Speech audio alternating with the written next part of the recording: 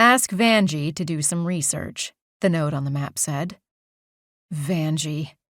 Van made a face. Even her father couldn't come to terms with the extravagant name he had given her, taken from Longfellow's long-rhyming tale of Evangeline. The poem was redolent with 19th century romantic sentiment. The French-Acadian deportation, the star-crossed lovers unknowingly passing each other in the night, who, when finally reunited, die in each other's arms.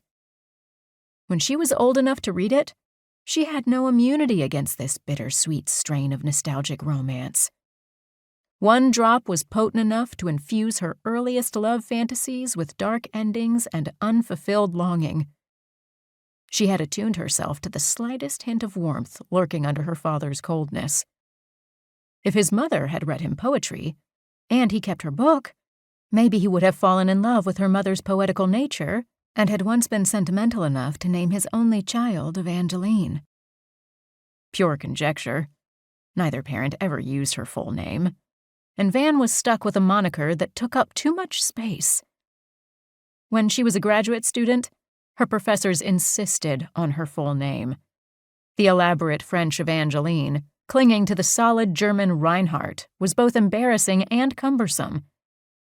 She asked colleagues to try variations: Eve, Ev, Vange, and Evan, and finally saved up enough money to legally change her name to Van.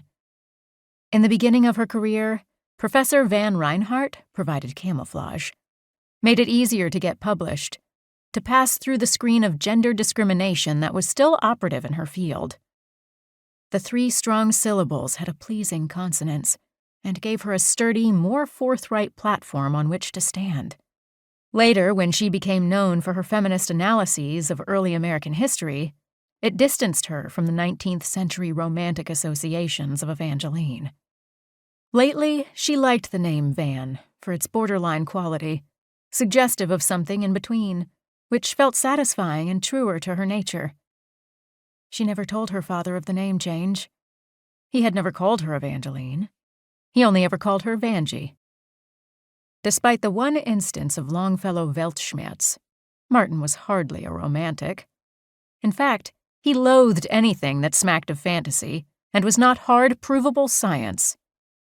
Even as a high school student, Van had had to read her English literature assignments in the library to avoid his scorn. He had left Iowa after high school and carried nothing of his childhood with him except the Longfellow book and the family portrait. He must have needed to reinvent himself. She looked at the files. Why, at your age, did you need to look into the past? Had you left something behind, or had something finally caught up with you? But what? Perhaps this is what happens to old people when they near the end of their lives, the urge to harken back. But why recruit me into your nostalgic project?